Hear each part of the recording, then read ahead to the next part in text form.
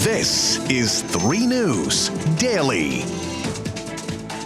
Hello, everyone, and welcome back to 3 News Daily. I'm Stephanie Haney here with your top stories on this Thursday, November 3rd, from around Northeast Ohio. And we start with an update for you in the death of 13-year-old Tamia Chappman. In December of 2019, she was hit by a car that was involved in a high-speed police chase. Tamia and her best friend were walking to a holiday party at the East Cleveland Library at the time.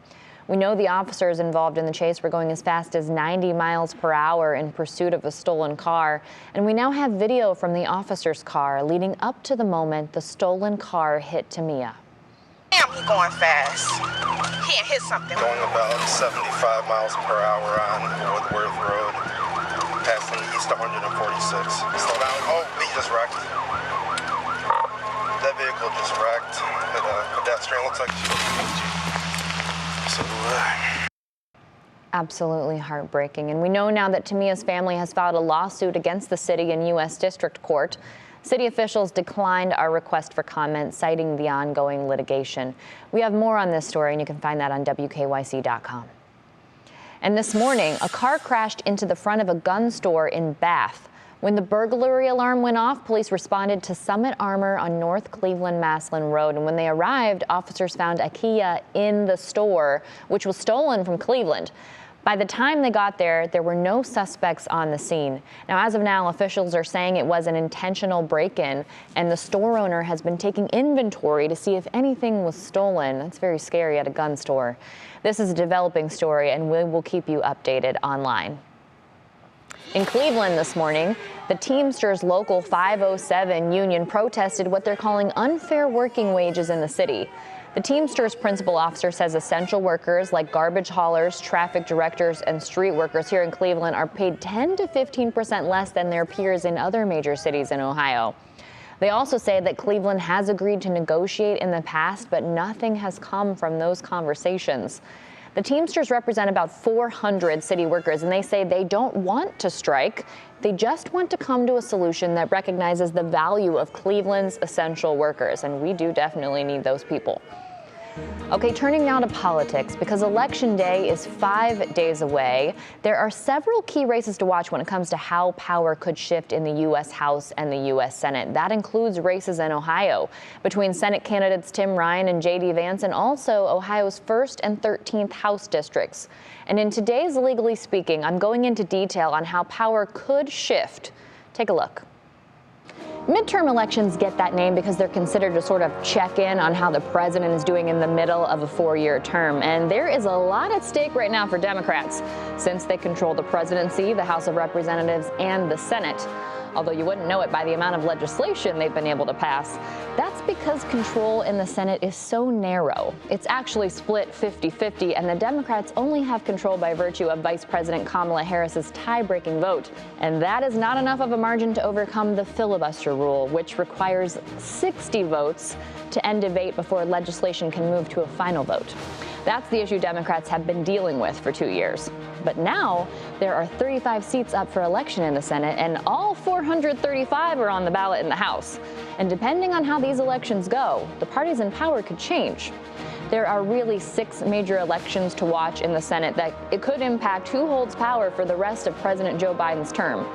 Those races are in Georgia between Raphael Warnock and Herschel Walker, Pennsylvania between John Fetterman and Dr. Mehmet Oz, Nevada between Catherine Cortez Masto and Adam Laxalt, Arizona between Mark Kelly and Blake Masters, Ohio between Tim Ryan and J.D. Vance, and Wisconsin between Lieutenant Governor Mandela Barnes and Ron Johnson.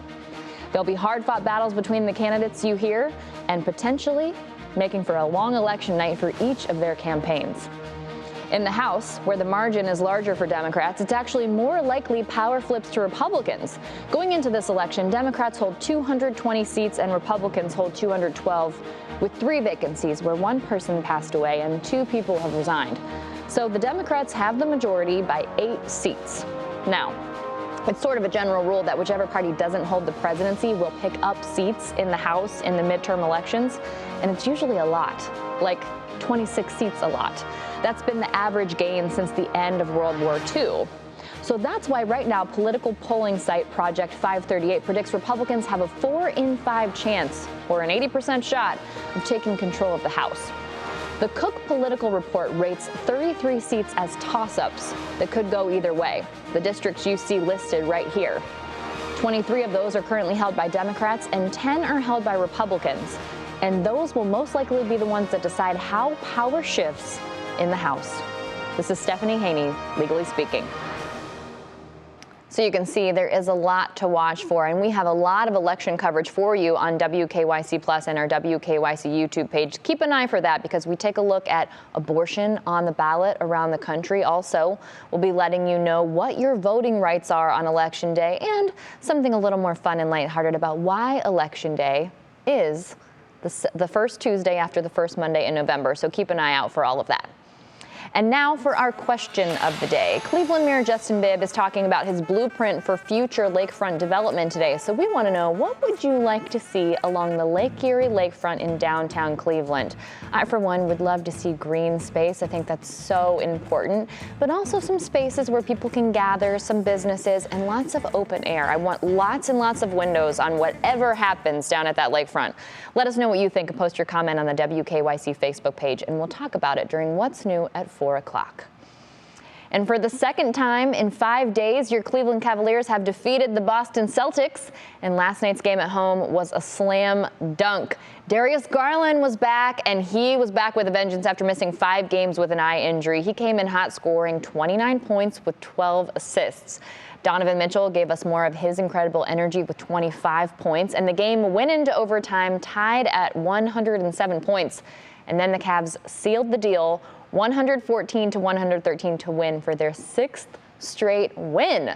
They are now 6-1, and they've got the night off before they head to Detroit for tomorrow's game. Enjoy that well-deserved rest. Okay, now we head to Canton, where the Hall of Fame Village cut the ribbon for the largest domed facility in the country. The one-of-a-kind Center for Performance has 100,000 square feet of space for year-round events like concerts, of course, sporting events, and conventions in Stark County. I love to see this kind of thing come into my hometown. We streamed the entire unveiling, and you can watch that if you would like at WKYC.com.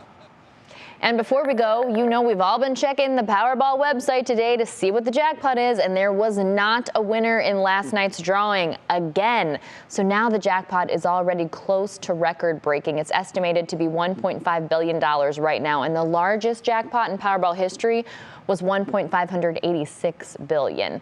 And I'm going to bet you that it passes that up by the next drawing, which is on Saturday night. Now, you know, I've been on my Powerball experiment to see if it pays to play all year long. I've been playing every Wednesday, but I will definitely be picking up an extra ticket. This is outside of the experiment, because whether I was doing this experiment or not, when the Powerball is at $1.5 billion, I'm playing. I want to see what my luck is.